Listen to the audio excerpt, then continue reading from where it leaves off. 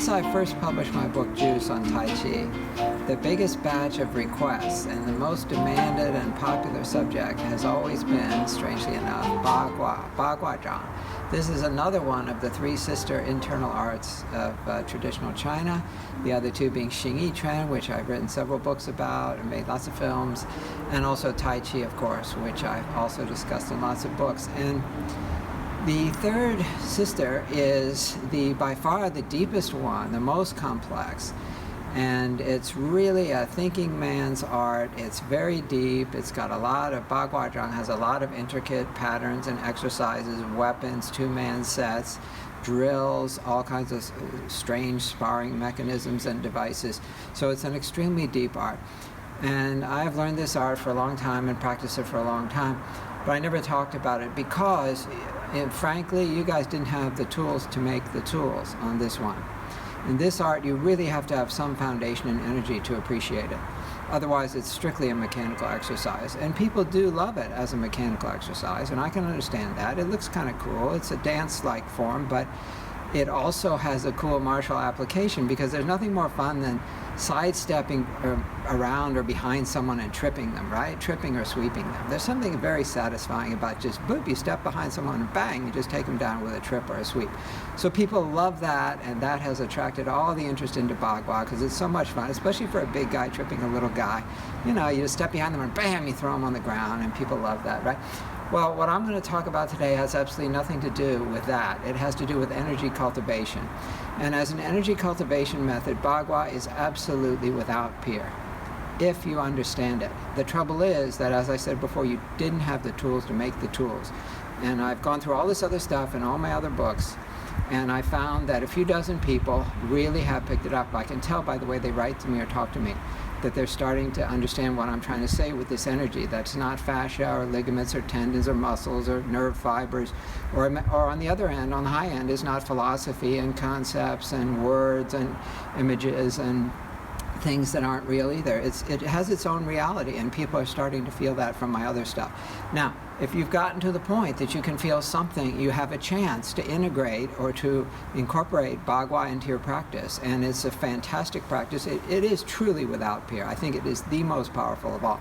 And you might say, well, you always say that, so why haven't you taught it if it's the most powerful of all? You always say everything of yours is the most powerful of all. Well, it's true that I haven't taught it, and the reason is that you won't be able to understand or feel its power unless you've done all the preliminary work, or at least the most important preliminary work that I've already put out there. You simply won't feel its power, so you'll try it, and you'll try it as a physical thing, and it's kind of awkward at first, and it doesn't really give you any aerobic or cardiac conditioning. And unless you're into this whole tripping and sweeping thing, which I admit is fun, but other than that, you're going to say, well, screw it. Why bother walking in a circle and look like a dolt? And that means you didn't understand it. And it's a shame to throw something away before you've even unwrapped the package, right? So what I'm going to do is cover just the most basic and the most important thing. Now, I learned, I'm not going to talk about who I learned or where I learned Bagua from, but one of my teachers in another art in Tai Chi was Robert Smith. He's a very famous internal arts author from back in the day, the first Western student of Zheng Manqi. Anyway, he told us something very profound. He said, in any spiritual discipline, everything is contained in the first lesson. Everything is in the first lesson. People think, no, it's like after 20 years, that's when you get the dragon scroll or something, right? But no, in Bagua, what I'm going to tell you today in the next 10 minutes is the art. It's the art, okay? Now, the art has a lot more on the surface, so I talked about all these patterns and changes. Now, I know 64 different ways of movement patterns, walking patterns, and changing patterns within the walking. 64. Everything with Bagua is numerology, and it's very deep and complex. Like I said, it's a thinking man's art. Of those 64, you need exactly how many? You need one. You need what's called the Dan Huan Zhang, which is the single palm change and the basic circle walk, if you want to treat it as an internal art. If you're going to pass it on as a legacy, a great Chinese cultural heritage thing, then you need the whole art. But if you get into the whole art, we're going to get into all kind of style wars, right? So people love styles, they love style wars, and they love to say this teacher, that tradition, this legacy, who's better than who's more authentic than who's the lineage holder. I'm not going to get into any of that because it doesn't matter. The single palm change is so simple, and the energy method is so fundamental that if you can understand it, you'll see that this underlies any version of Bagua, and in fact underlies all the internal arts. That's how powerful it is. So there was a guy who wrote a book called There Are No Secrets. It was about Tai Chi. He was a student of Zheng Manqing too, but I'm just going to talk about his title, There Are No Secrets. Is that true? I understand his point. He meant that you just have to work hard and understand the basics. But I would say that more deeply, I would say there are no styles, okay? There are no styles. That's what the title should have been for any book about all this internal stuff. There are no styles. There's only hard practice and understanding what you're doing. And yet there probably are secrets. And what I'm going to cover now today, I classify as a secret.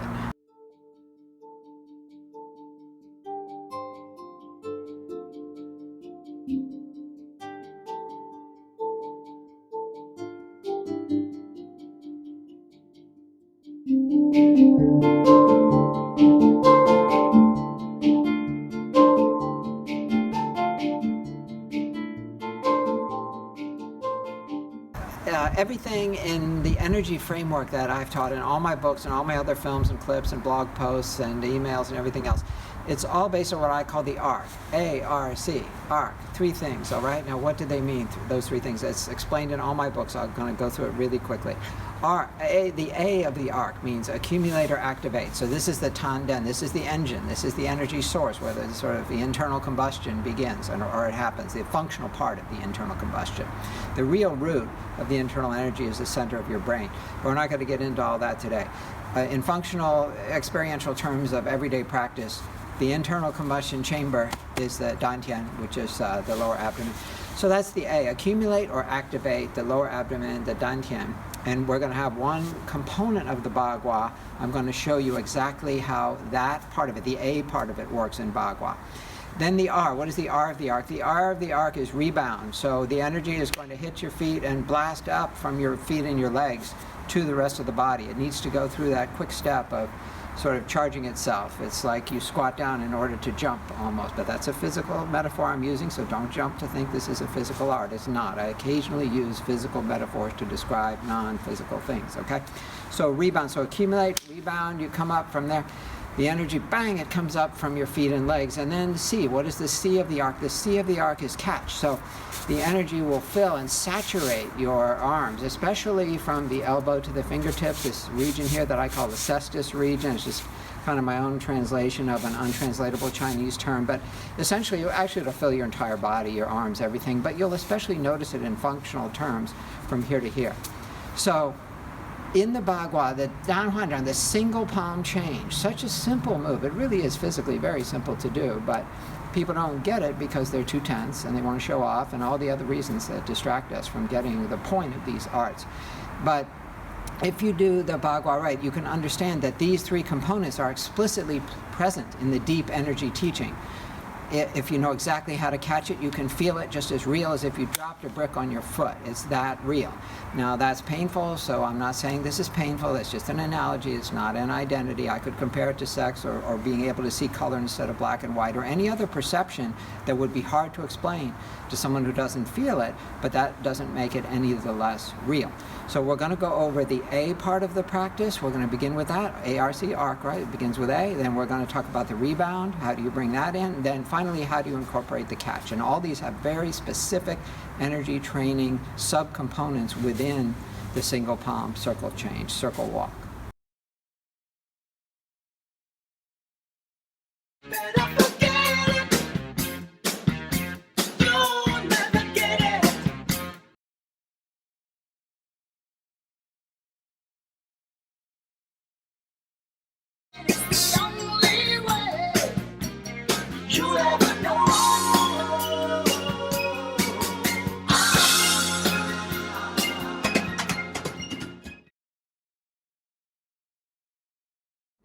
The accumulator activate part of this practice is based on the soft counter twist, what I call the soft counter twist.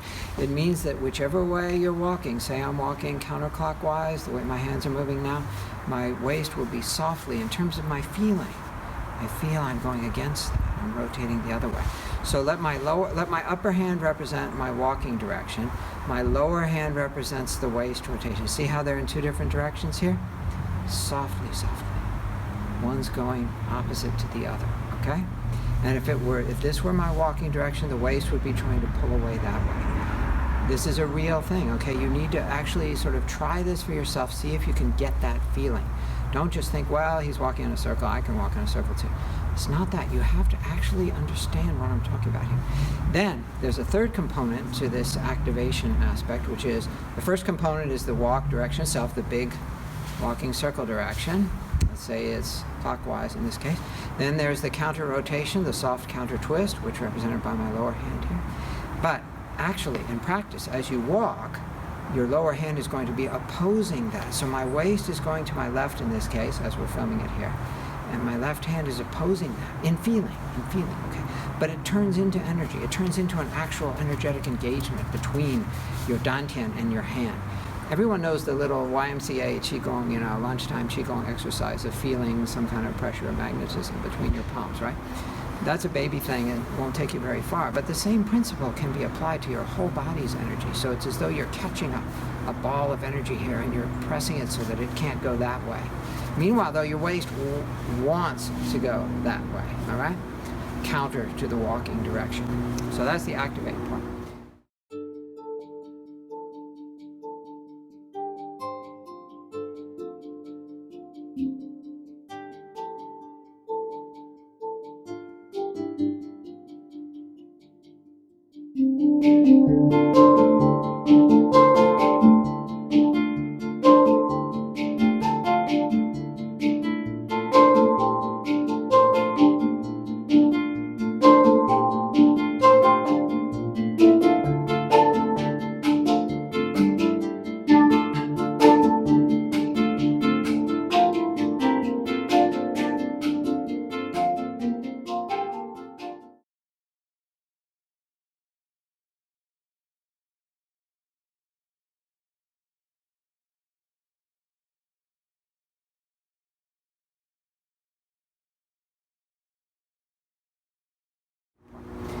The rebound part is your feet. So before you step, your foot will be at an acute angle, like my rear foot is here, at acute angle to the pavement. And then as I step, of course, you always toe in a little bit as you walk the circle in order to stay in the circle, okay? So as you come forward, see how it's flattened? And it's just going to touch like that. It's going to touch with that same flat angle. So how do you achieve that flatness? Well, you don't point it out like a ballet star. What you do is just relax your ankle. If you relax it, no matter how fast you are, if you relax it, it will flatten by itself. See that? It turns into a flat surface, and then you can just touch. And the same for the other foot. So you see how it's at an acute angle? As soon as I relax my ankle, it turns flat and I can put it down. That's the physical part. The energetic part is that you need to just mentally flash on to the sole of your foot. So you just have a quick mental image. Everything's kind of light and quick in Bagua. So as you flatten the foot and you're just about to put it down, just before you put it down, okay? That's when your mind is going to flash to the bottom surface, like the entire sole, like the entire bottom of your foot here. And your mind is going to flash to that, and just for a moment of illumination, okay? You don't have to try to hold it or anything. If you hold it, you don't want to concentrate too much on your feet because you're still doing this counter twist. You can't lose that. That's the most important thing. So it's just flash as you go, right before you touch. At the moment of extension, at the moment of farthest extension, when your ankle is relaxed and therefore your foot has become flat with respect to the pavement, boom, that's the moment that you'd have your mental engagement with the sole of the foot. Then quickly forget that foot and move to the next one. That's the rebound aspect, okay? The second aspect. Now, the catch aspect. Well, we've talked a little bit about the rear hand already. So we've talked about hands as part of the activation aspect, actually. It's the counter force to the soft counter twist away from the main circle direction. So we've got several dimensions of rotation countering each other here, right? We've got the main circle walk, we've got the soft counter twist of the waist, and then we've got the rear hand is actually reinforcing the big direction of the circle walk. But there's more we can say about the hand once you've understood that. If you haven't felt the energy of the counter twist, the soft counter twist engagement, there's no point to talk about the more advanced level.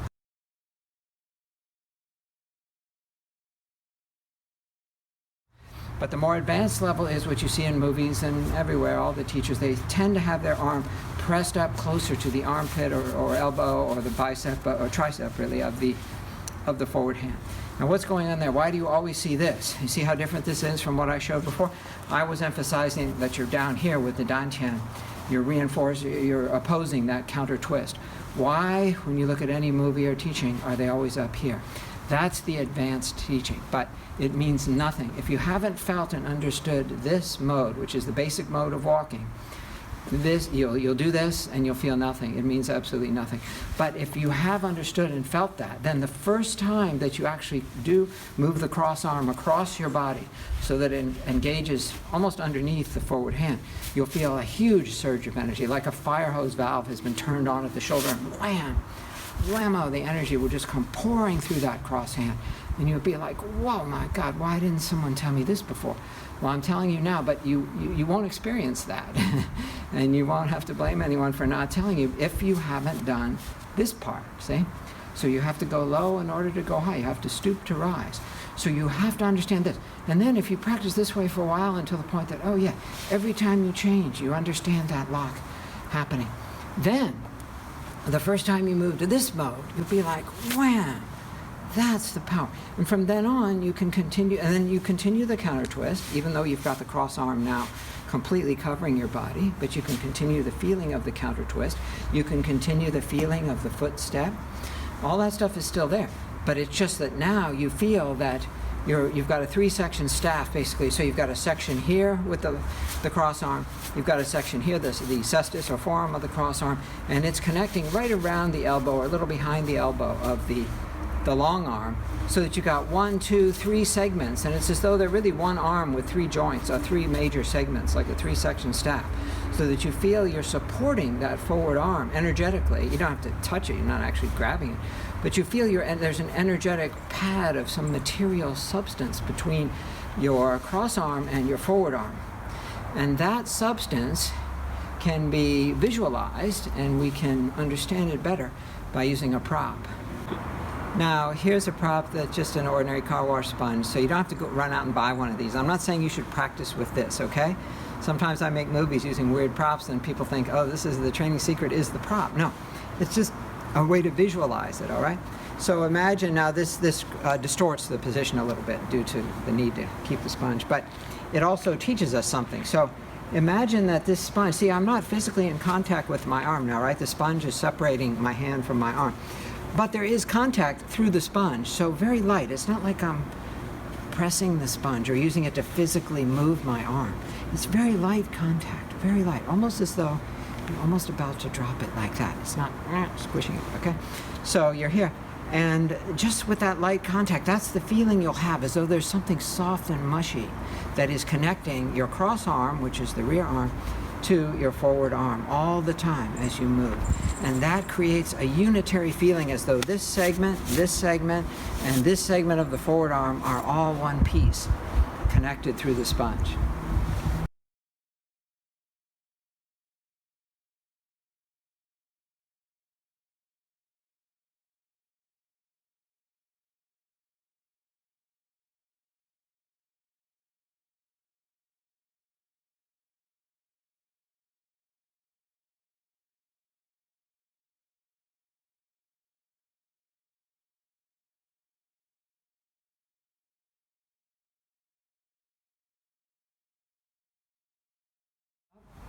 And now when you change, what's going to happen is, as you change, the hand will change. So now that my right hand is the big hand, the forward hand.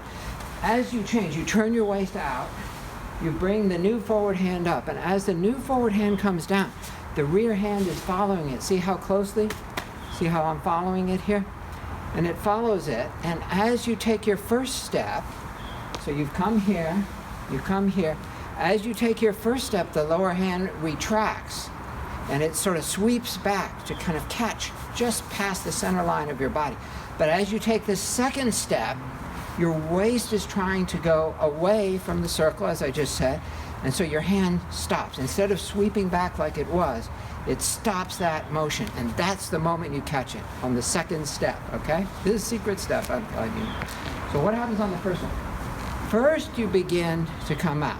Then on the first step, see my first step here? I'm talking about the change now. So I was going that way, I turn, now what? Now first, you see how my left hand is following. And as I take my first step, see how the left hand is drawing back? It's like pulling silk or pulling something, taffy or something. But how far does it pull back? It only pulls back until the second step begins. And then it jams the waist, see? It jams like that, and you get your energetic lock. So you can continue your Bagua walk. Now then when you change, you curve your foot in, and just like before, the old hand comes out and around. What was the inner hand now becomes the forward hand. As you come out, you notice how this hand sweeps back, and on the second step, you lock it. And then you can continue with your walking. And when you change, come here, feet first step, second step, bam, and catch it, okay? So you want to use that first and second step, pull back. It's going to sweep back. The second one catches it. So it kind of sweeps back and then boom, it slightly comes forward again to catch the waist, to disallow the waist from going too far. So it's like if you see a tsunami hitting a seawall. It's strictly feeling. And the more you do this, the more your entire body, your arms will just be like vibrating with this power. It's very profound art.